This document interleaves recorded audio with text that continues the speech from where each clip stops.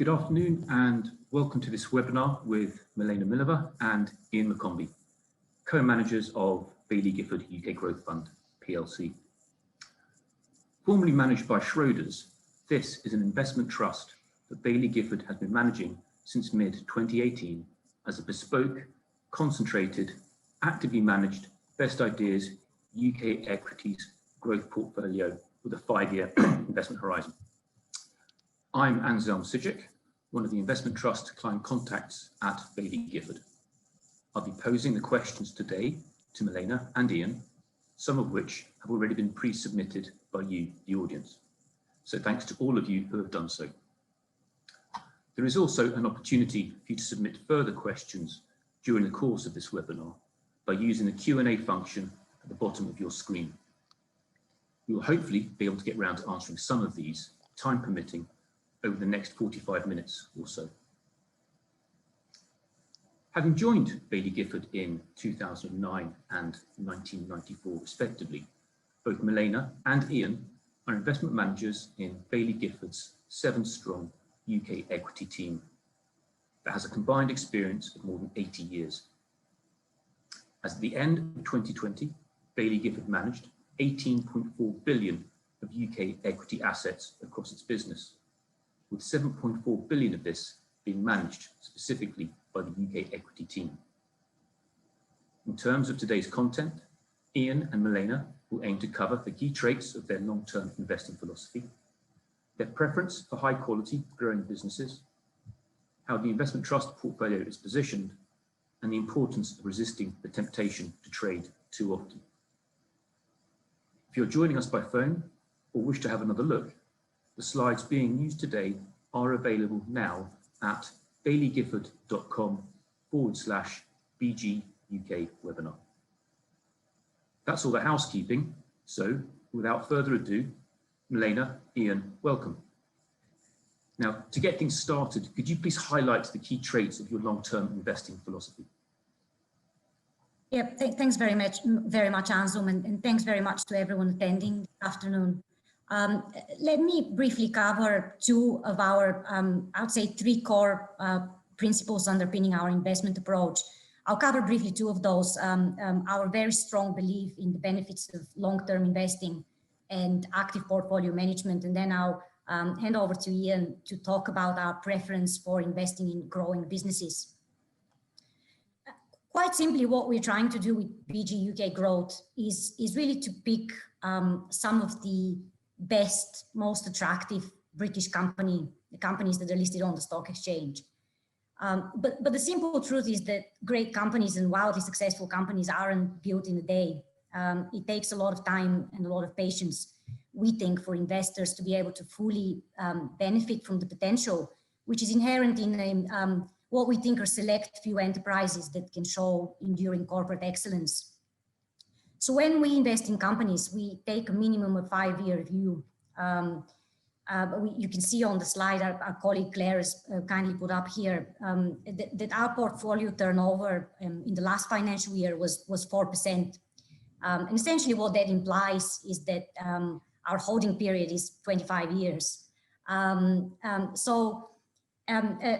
We don't target a number for portfolio turnover, just to be clear, right? The portfolio turnover is an output rather than an input in the process. But what I think shareholders can reasonably expect from us is that portfolio turnover will be very, very low, and certainly in the context of our industry. The second point I'd like to make before I hand over to Ian is the point about active management. We firmly believe that to outperform over longer periods of time, investors should be able to put significant amount of money in their best ideas, their highest conviction ideas, rather than worry too much about the underlying benchmark, the index that they're judged against.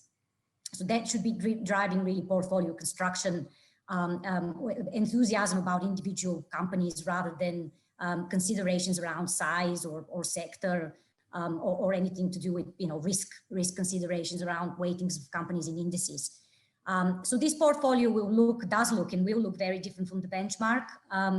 And as a result, it will behave very differently from the benchmark in both directions. And shareholders ought to be comfortable with both the ups and downs. But we do think it is a necessary condition for long-term outperformance. So I'll stop here and hand over to Ian. Thanks, Milena, and good afternoon, everyone. I think our core belief is that in the long run, share prices follow fundamentals. We have no idea what the market's going to do in the short term, but we think in the long run, you're rewarded if you hold a portfolio of companies with superior fundamentals. And we think the type of companies that have those superior fundamentals are those that have got growth characteristics. So when we're looking at our stocks, and I'm sure we'll be talking about a few of our stocks in the portfolio later on, what the common thing you'll see is that ability of the company and its management team to exploit the long-term growth opportunity that we can see. And when you tie it together, as Milena was talking about, the patience and the active management, we think that's a very powerful combination. Okay, so you don't invest for income, and therefore BG UK is probably not a suitable investment for anyone who is seeking a steady level of income or income growth. But what do you want companies to do with their earnings in your portfolio? What are you asking them to do? I mean, really what we're wanting them to do is to reinvest in the business. We've not a problem with companies paying out a dividend or income, but if they think they have superior opportunities to invest in the business to grow it, we'd rather they do it. So, for example, in the coronavirus pandemic, we were encouraging some companies to say, don't pay a dividend. What we think is really important for the long-term health of the business is actually to invest in the business and not to pay the money out to shareholders. And we think the shareholder gets a reward in the long term for that. So that, as you say, we're very much focused on the growth rather than income part of it. Okay. So maybe Milena, where do macro thoughts fit into your investment process? Do you consider, say, inflation, corporation tax levels? I mean, what would be the impact on your portfolio if one or both, for example, increased, and any thoughts on their impact on UK equities generally? I mean, we read these things with interest, Anselm, but I think it's fair to say they're definitely not drivers of our approach, for the simple reason that we don't think we're very good at forecasting and predicting any of these big issues, and they're very complex with huge amounts of interactive effects in them, and we just simply don't think we're very good at it. So what we do is we stick to what we think we're good at, which is picking companies. Now, clearly, companies don't operate in a vacuum. We're not naive, but so we read with interest, but we just have very little faith in our ability to forecast with accuracy what the effects of these macro impacts will be on portfolio. Thank you. So, I mean, whilst I have you there still, and this is a portfolio of listed names, is that correct? That is correct. That is correct. It is at the minute. Some may know that we have been developing capabilities in the private company space in Baillie Gifford more broadly. We have a very strong and capable team there. And it's an area that is of interest to us, Ian and myself, as managers of this portfolio. But the current state of play is that we don't have shareholder approval yet to invest in unlisted companies. So there's discussions with our board, but clearly we would need to seek shareholder approval on this point. But we are excited by the long-term opportunities in private companies, certainly. Thank you. Ian, thinking about the past year, what was the impact of the pandemic on the portfolio? What did you do in terms of trading? Pretty much nothing. Okay, well, clearly the stats bear that out with 4% turnover. Should I take it then that that's a sign that the investment philosophy is held up during the pandemic? Yeah, I mean, look, seriously, I mean, there was a lot going on behind the scenes.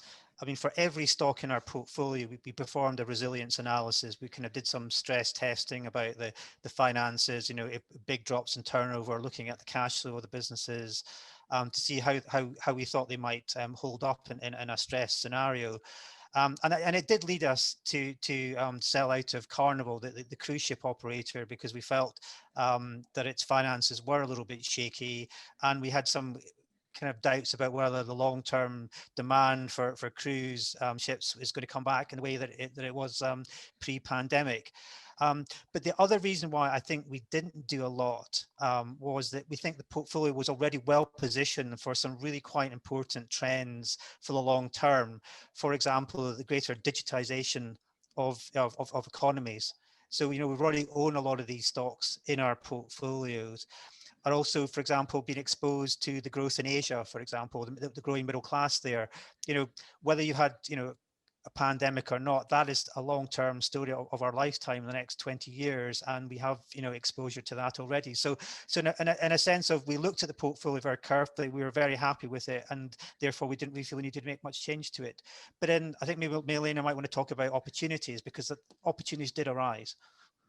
Yeah, I think that it's just as important actually in stress testing the existing portfolio. In some ways was just looking for new ideas that, and particularly really looking for companies where we think the pandemic has obviously resulted in exceptionally challenging operating environment in the short term, but where the companies have, well, first off, a strong financial position so they can weather a meaningful period of very little, or in some cases even no revenues.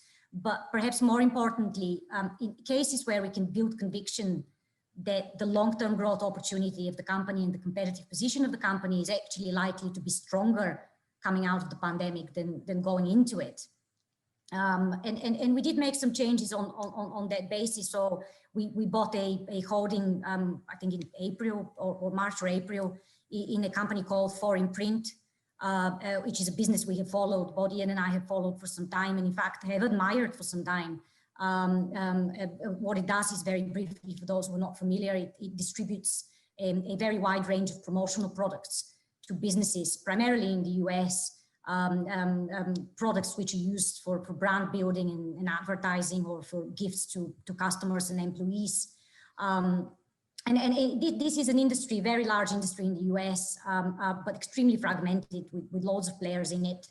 And 4imprint is a company which, through sustained long-term investments in supplier relationships, product, marketing, very much so, and in its own sales force, has managed to grow a lot of share over the years. It's got terrific track record of organic growth over long periods of time. But clearly the pandemic was, lockdown restrictions on gatherings of people, really bad news for the company in the short term. A lot of these products are used in contexts when people come together, whether it's for team building or for, you know, exhibitions, trade shows and the like. So very challenged in the short term, but a company with very strong balance sheet, very flexible business model, variable cost model. And more importantly for us, and I emphasize that point, what we did see in the pandemic was just another confirmation that this business is led by a management team who is willing consistently to prioritize long-term value creation, even when the short-term outlook is frankly pretty dire. To give you a sense of that, they avoided the temptation of letting people go. They retained their team. They safeguarded all these long-standing relationships with suppliers. They cut their marketing, which is a significant cost for them, but actually still spent a significant sum on brand building and just staying close to their customers. So the things that for us speak very loudly about this management team commitment to the long-term success of the business, and in our hope is when things go to some sort of normality again, this is a company where the gap between it and the very long range of small and inefficient competitors it comes up against is probably wider now than it was before the pandemic. So that's a great example of one where we unashamedly just took advantage of the weakness in the shares in April and initiated holding. Ian, any thoughts to add to that in terms of the opportunities that the last year's created? No, nothing to add. Thank you. Well, turning to ESG. If I may add, Anselm, though, I mean, Ian's very right to emphasize that the portfolio was on the whole well positioned going into this, because a lot of our companies probably benefited from the pandemic rather than being hurt by it. The issue with that is that, and I think it's worth emphasizing that to shareholders, is obviously in a lot of these cases, share prices have risen quite strongly, which is a good problem to have. But and something we need to be mindful of. So Ian can speak to that. Our whole team, we've been carrying out a series of upside reviews on some of the companies where we have seen very rapid and substantial share price appreciation, especially in those cases where we've seen expansion in the multiple the market is willing to pay for the cash flows of the company rather than necessarily the cash flows themselves, or at least greater expansion in the multiple than the cash flows. And we've made some select changes on the basis of this in both directions. So indeed, for some companies, we've avoided the temptation to do anything because we've concluded that there's plenty of upside left. But the point of it is we've tried to be disciplined in testing just the scale of the remaining upside and truly challenging ourselves on whether we think our views around the long-term growth opportunities are still differentiated and differentiated from the market. Okay, well, in terms of valuations then, would you say they're looking stretched for your portfolio, or are they justifiable? We tend to think about these things on strictly speaking on a case-by-case basis, Anzo. I mean, I should have really emphasized, but we are very much bottom-up stock specific in everything we do. So we try to avoid generalizations on things. We literally take things stock by stock. And as I said, on some things we've made changes and others we've decided, look, actually the strategic progress here has been more than justifies the movement in the share price. So yeah, I mean, it's, I think on the whole, we find there's plenty to go for still for most of our companies, but as I said, we just do it on a case-by-case basis. I don't know whether... Presumably you look for milestones as the business develops to justify a particular valuation at a given moment in time. Yeah, absolutely. I mean, it's, I think as Melina said, sometimes it's avoiding the temptation to do something. I think this is the point about, Melina said right at the start about patience and being long term. That often means, you know, not doing very much from this on the surface, but actually, you know, we're doing a lot of thinking and doing a lot of work in the background. And often the case is we just decide to do nothing because we think the case is absolutely fine. Now, I think we talked about this in our interim report that, you know, there's a bias towards saying you're doing something where actually being long term is often not doing things, not reacting to noise, and only reacting when you think something fundamentally has changed. And that's really our job is trying to look for what we think are fundamental changes for the better or for the worse. Thank you. So, I mean, does that play into compounding as well as being a long-term investor there?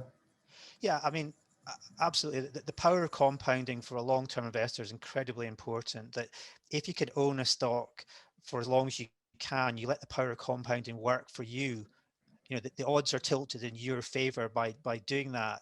But it's hard to do that. If you look at the average holding period in the UK, it's under a year, I believe. Whereas, you know, as Melina said, for us, our portfolio turnover is exceptionally low. So what we're doing is clearly different to what a lot of people in the market are doing. But we think in the long run, that's the right way to manage the money. And that's how we've been running our money in the UK and the Baillie Gifford team for, you know, 20 plus years. Turning to ESG then, Melina, how do the two of you approach ESG considerations when looking at stocks? Yeah, I think the first thing to point out here is that just like the rest of our colleagues in Baillie Gifford, we do try to think about these issues of sustainability seriously and deeply. Because again, it shouldn't be a surprise if, you know, if your holding period is 25 years, you ought to reflect questions of sustainability broadly in your thought process and in decision making. So we do try to do it. The broad, the high level kind of principle that guides us, I guess, twofold. The first one is really, I mean, I already mentioned that. I think a strong preference for companies that show clear evidence that they are willing to prioritize long-term value creation. That's the first principle that we think of when we consider sustainability. And then the second one is really is companies that are, I guess, thoughtful in terms of looking after the interests of a wide set of stakeholders rather than just shareholders. A set of stakeholders that would include their customers and employees, suppliers, and, you know, even society and the environment at large. it is not very easy. In fact, it's I think exceptionally demanding for companies to do this well, balancing the interests of many stakeholders for the long run. So it's not a trivial task, and I guess we see our role as supporting companies in that endeavor, and also sometimes really offering constructive challenge when we think they fall short of it, which would inevitably happen. Thank you. Well, thank you for that. I mean, obviously conscious of the fact that the BG UK interim report mentions Rio Tinto and Boohoo as areas that we've engaged. I mean, Ian, I believe you've had a number of meetings with Rio's management quite recently. Why? Yeah, well, as I'm sure most people on the webinar know, I mean, Rio Tinto had a terrible disaster last year when they blew up some caves in Western Australia, which were sacred for the Aboriginal peoples, and that was a colossal ESG disaster, reputationally. But the question we asked ourselves is, well, what do you do as a responsible long-term investor? Do you sell and disgust and move on, or do you try and do something about it? And to give you some context, I mean, I think Milena and I would, on average, probably meet a company once or twice a year, just as an ordinary kind of course of business, nothing new or unusual there. With Rio Tinto, I personally, not just governance people, I personally have met the company 6 times in the last 6 months. Meeting the chairman, the senior independent director, the chief executive.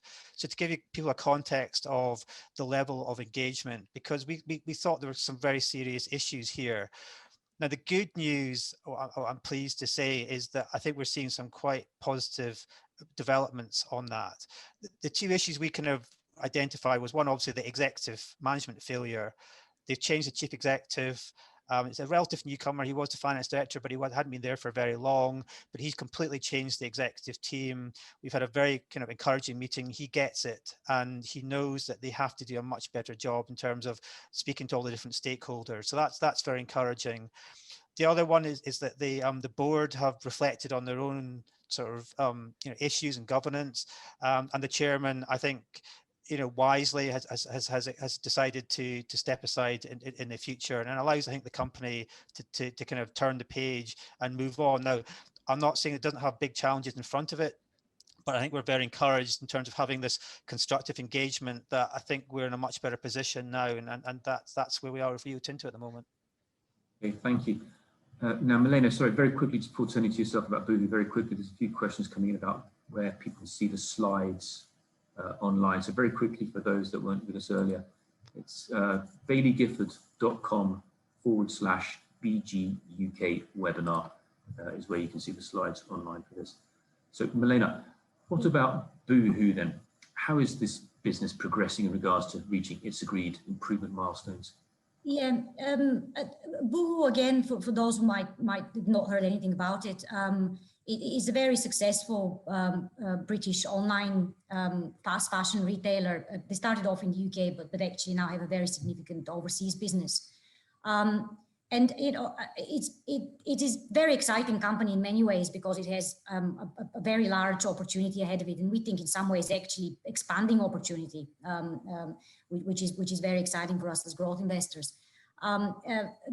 It has, to go back to my earlier comments, Anselm, about balancing the interests of various different stakeholders. I think whilst they've done a good job looking after the customers who love them, because they get fashionable product at very, very accessible prices, and they've looked after the shareholders. It's been undoubtedly a very successful investment. But what has become clear, I guess especially over the last year, is that they've really failed to look after the interest of one set of stakeholders, which is the people that work in the garment factories in Leicester. A lot of the company supplier base is based here in the UK, in Leicester. And there's been long-standing concerns around malpractice and poor working conditions in a lot of these garment factories. The company initiated an independent review into its supply chain, with their own admission, too late. And that review has shown, the findings of which have shown that whilst the company hasn't deliberately been involved with any illegalities or encouraged poor working conditions, it certainly had failed to institute adequate controls and processes to effectively monitor what's going on in the supply chain, essentially. So it is very disappointing, but to their credit, they have moved very quickly to address all the recommendations in the independent review. They have set up a very comprehensive agenda for change, they call it, which has an independent oversight led by Sir Brian Levinson and KPMG as an independent auditor. And actually, just this morning, I was reading the second report that Sir Brian Levinson has submitted to the board, which is just to answer your question head on, Anselm, on milestones and how they're progressing. They are meeting all the milestones that they've set. The last one today is that they're publishing the list of their suppliers in full, which is something they promised to do 6 months after the review. So yeah, in short, they are progressing, but there much remains to be done, and we certainly are monitoring it quite closely. Okay, thank you. Well, turning to the UK more generally then, Ian, where are you seeing innovation and market leaders in the UK? And tied to this, what are the key themes in the portfolio as it stands? Well, I think one of the interesting things about growth investing is that people assume it's all about technology and, you know, whizzy science businesses, but actually you can find growth businesses in lots of different areas. And one I was going to highlight is Ashted, the plant hire business. Now, most people are probably thinking, well, why is plant hire a growth business, and isn't it really cyclical and it sells to the construction industry? And, you know, but actually what that misses are some really key secular trends. Now, Ashted is mainly based in the US now. They're the number 2 player in a very fragmented market. But what is interesting, particularly I guess for UK listeners, is the fact that the US is less, the propensity to rent is much lower in the US than it is in the UK, which is kind of surprising. So, but actually the Americans are finally cottoning on to the beauty of actually renting rather than buying, and that penetration is going up. So that's one area of growth. The other one is that the management have done a very good job of diversifying away from construction, and they're actually tapping into growth markets that didn't exist before. So to take an example of that, some of their key customers now are e-commerce businesses, because they have these big, these huge warehouses all over, the US. And 2 things that they need. One is they need to keep them at an even temperature, because I don't know if you've ever been in one of them, but they get really hot during the day. They need to kind of keep the temperature for health and safety reasons at a reasonable level, so they can sell them, air conditioning units to put in there. The other one, which is perhaps even more surprising, is you've got to keep the floor clean for a variety of reasons, health and safety, and also efficiency for all the the different trucks and stuff moving around. So you need cleaning equipment. And Ashted have virtually invented the market of renting that out, because before people had to buy this equipment and they'd use it once a week and it would be then shoved into a cupboard and never used again. Whereas it's much more efficient to rent it, by the day or the hour even. So that's a kind of example of a company looking for new growth opportunities, expanding its market, which people didn't think about before, and playing into trends that, playing into the winners of the economy. So that's an Ashted, but I think Milena's got a very different company that she likes. I mean, I like them all, and as Ian rightly points out, that they are very different from each other, and that's the beauty of having a stock picking portfolio. There's a very eclectic mix of different businesses here that can all be great in their own ways. Yeah, I mean, I have a strong preference for companies where this consistent emphasis and at the heart of the company is really an innovation approach and R&D. That's something I have a strong preference for, and we certainly have a few in the portfolio that I think fit that category. I mean, one that we've been talking about recently, it's just because we are actually seeing the results of years of investment now coming through very nicely in financial results, is Genus, which is an animal genetics company with 2 main businesses, one porcine genetic improvement business and a beef and dairy genetic improvement business. It's a company we've held for a very long time, and we can testify that there's been years of significant investment in innovation and R&D, and it's now really coming to fruition in many ways. I mean, they are, just to give you a sense, probably a third of the market in the US in terms of genetics, which is a very strong position to be in. They're building rapidly a very strong position in China, which is an exciting market long term. And I think for me, though, as growth investors, we're really always thinking 5 years ahead of where we are today, and this is where we add value, I guess. I mean, what I find encouraging with Genus is that there's so many projects, some of which are, I think, quite transformational in the hopper. And they won't pay off for the next 5-10 years, but I think when they do, and if you're patient enough to wait for it, I think the benefits can be really enormous. The benefits to their customers, and ultimately, I think the benefits to us as shareholders.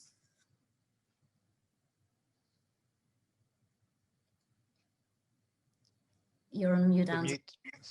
Apologies a year, I'm still doing that. We've all been there many times last year.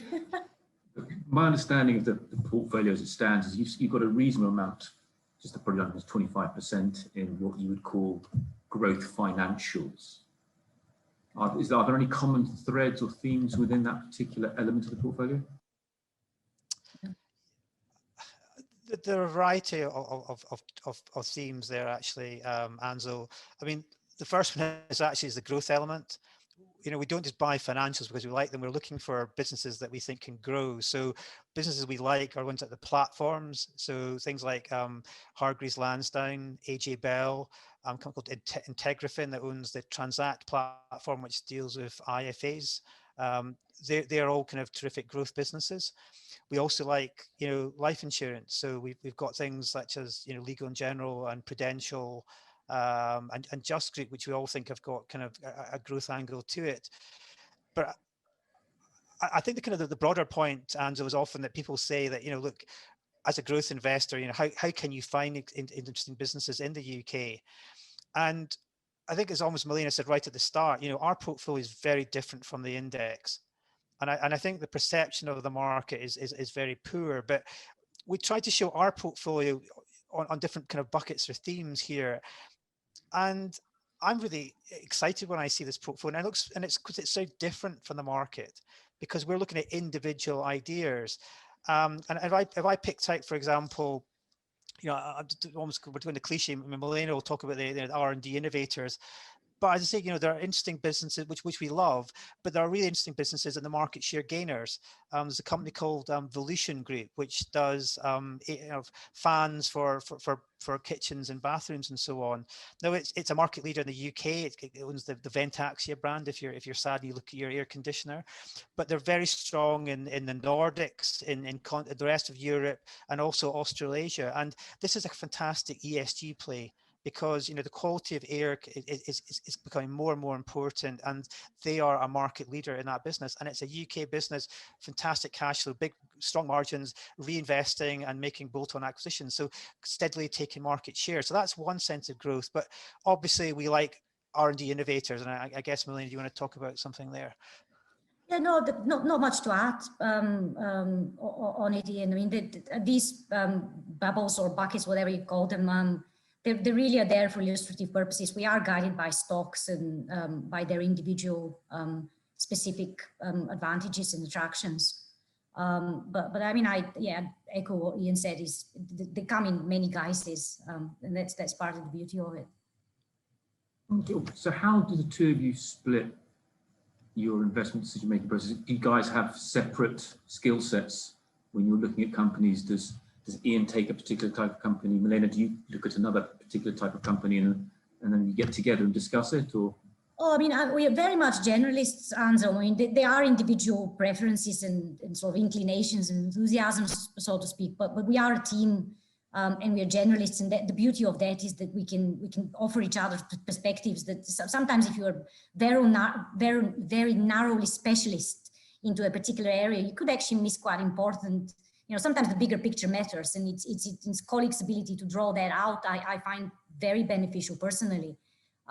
So Ian and I are a team, and the most important thing is that we back each other's judgment and enthusiasm, and I think that's why we work well together, because we trust each other and back each other's enthusiasms. Yeah, well, thank you for that. Now, prior to that last question, you're covering some stock examples in the portfolio, and obviously covered some good and interesting ones. But hasn't the UK market been a bit of an underperformer on a relative basis? Are there genuinely exciting stocks in the UK that people should be investing in and can outperform going forward? I think so. I mean, look, if you're, I thought you were going to ask me, why do you think the UK is going to start outperforming? I have no idea. As I said to you before, neither Milena and I, have a crystal ball, so we can't tell the audience that what the UK market is going to outperform or not. But what I can say is that we have a portfolio of companies which we think can grow their earnings and their cash flows faster than the market, and we think that means it's well positioned for the medium to long term. And we've been puzzled sometimes by the fact that a lot of these businesses are still probably relative to other international businesses, global businesses, looking a bit cheaper. So there's almost the slight kind of, there's a mark of Cain on sometimes on UK business, which has nothing to do with this, the fact that the kind of people don't seem to like the UK, but we are interested in businesses, not markets. So what we focus on are the businesses we like within the portfolio, because again, as I keep emphasizing, our portfolio is very different from the UK market. So, we remain, very upbeat about the portfolio and the quality of it. Presumably that explains why you're an advocate of active management rather than investing in aggregate, I suppose, arguably what an index ETF would offer.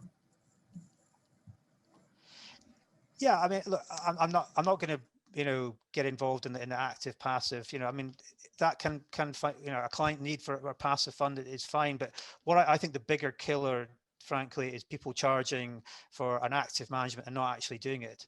And what you can see from our portfolio is definitely it's active management, it's long term, it's different. And to outperform, you have to be different from the market. You also have to accept short term underperformance. And that's, again, it's a really important point. We will have ups and downs in our short-term performance, and I'm not going to apologize for short-term underperformance. We'll make mistakes in terms of our stocks, but we think our style is the right one for the long term. But we know, sometimes growth is not always in favor. Okay, well, we talked about investing for the long term and planning for the long term. We have had some questions come in about the recent news that James Anderson will be retiring from Baillie Gifford in a year's time, and questions about how this might impact on the ongoing management performance of the Baillie Gifford range of offerings. And I'm wondering whether you have any particular thoughts on that, or whether any thoughts on his legacy, Baillie Gifford legacy. Yeah, well, I mean, as a fellow partner of James, I mean, I think he leaves an incredible legacy. I'd almost kind of look at maybe three strands. I mean, one is obviously his management of his portfolios, Scottish Mortgage, and also his institutional clients, and the fantastic record of those speaks for themselves. I think the good news is that his co-manager Tom Slater in Scottish Mortgage, he used to work in the UK department, so we know him well, and he's a very able, very talented fund manager. So he's got big boots to fill, but he's up to it, I think. I think the other 2 points that I would make from a personal perspective, that one of the great things James did when he was the CIO, when I was a kind of a junior partner, was he really challenged us. This was about 15 plus years ago. He really challenged us as a firm and said, look, what are we trying to do? Who are we trying to benchmark ourselves against? And it wasn't to be the best in Scotland or be the best in the UK. He said, look, we've got to benchmark ourselves against the best in the world. And it's that drive, I think, has really push this firm forward. I'm not going to say we always get this right, but I think that's the kind of the big challenging, the gauntlet he's throwing down to us, is we've got to keep that mentality up. We've got to keep looking for why is our edge going to be different, and because there's lots of strong competitors out there. We have no God-given right to exist. We have to deliver well for our clients. He was very good on that. And then the last thing I think has been very important for us is that under James's leadership, when he was the then CIO of the business, Chief Investment Officer, he very much decentralized decision making. He gave the different regional teams and global teams autonomy to almost talk as what Milena and I have been doing. And I think what that did was really unleash the animal spirits of the fund managers to really stand and fall by their own decisions. And that's what people really like working for, is having that ability to kind of make your own decisions, and you don't have to agree with everyone in the firm. You can just, but you're ultimately held very accountable for your performance. And I think what that has allowed is a large number of people in Baillie Gifford, very talented investors, to do extremely well. So I think in one sense, losing James is a loss, but I think equally, I'd say there's a lot of very talented people in the firm, and you can see that in the different trust numbers. Okay, well, thank you for that. We've had a question come in about Renishaw. In regards to the two founders looking to sell their stakes in the business, and obviously Baillie Gifford often talks about the benefits of having founder owners still in the business. Milena, does this news change the investment view? It's a tricky situation for us, Ansel. We have been very long-standing shareholders in Renishaw, probably for 20 years, probably, and in size around, I'd say 10 or so. It's a very personal point of view, but this was the first ever company I bought as a portfolio manager. So it holds a special place in my heart, anyway. But no, I mean, look, in many respects, is the epitome of a company, what we look for, Renishaw. I mean, it is a company which has just been fantastic in investing for the long term, and the founders have been the key driver behind that, really investing in innovation and being world class. It is genuinely a business that we consider to be a world leader in what it does, with lots of opportunities. So I mean, the news for us was a disappointing one ultimately, because we would have liked to help to hold it for another 10 years and beyond, and clearly not to see it go to an outside acquirer.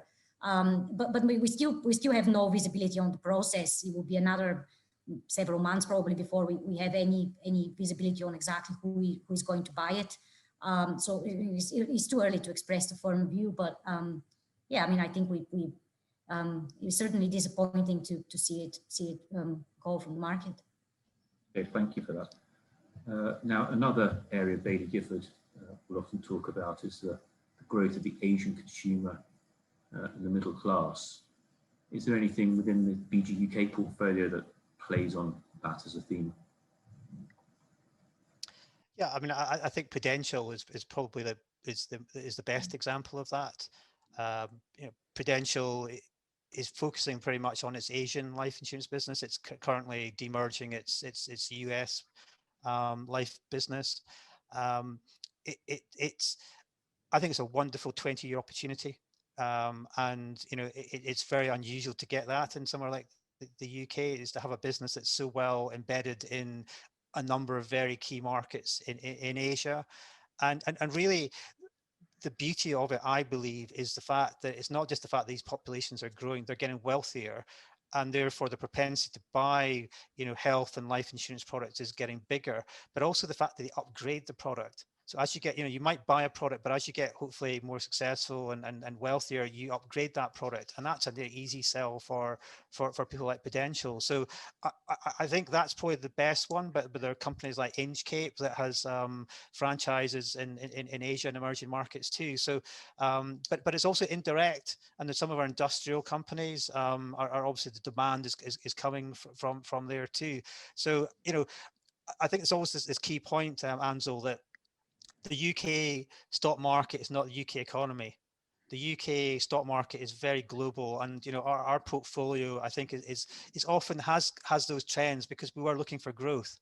So therefore, you follow the money, as it were, and obviously Asia is probably the most dynamic region in the world, and you want to have good exposure to that if you can. Okay, thank you. So based on what you just said there, it's there is not necessarily any good or bad time to buy Baillie Gifford UK Growth, but if you're believing in growth as an investor, then this is certainly a vehicle that could potentially be looked at. Is that fair? We literally haven't the first idea whether now it's a good time or a bad time to buy BG UK Growth, Ansel. Okay, fair enough. But what we do think is that what we believe in, yes, is if we're disciplined and consistent in applying our approach, what we think we're good at, we do think we can deliver excellent returns for shareholders over longer periods of time. but we certainly have, it's not in our forte to, you know, I don't think timing is either our fortes. No, I mean growth is in Millennium my DNA. So, you know, we're not going to suddenly switch into value stocks because we think value is going to outperform. You know, that's not, you know, we are, it's at the Ron seal, you know, it's UK growth. It does what it says on the tin. If growth is out of favor, then I think we'll underperform. Simple as that. But what are we going to do? Well, nothing really. And in a way, probably we'd be more likely to add to our holdings if they're out of favor, because that's a great time to add to growth companies. A bit like Milena said before, Imprint, in the middle of the pandemic, you use the opportunity when the market's been very short term to make hopefully good long-term decisions for clients. Yeah, well, I'm conscious that we need to start to wrap up shortly. Ian, Milena, any concluding thoughts?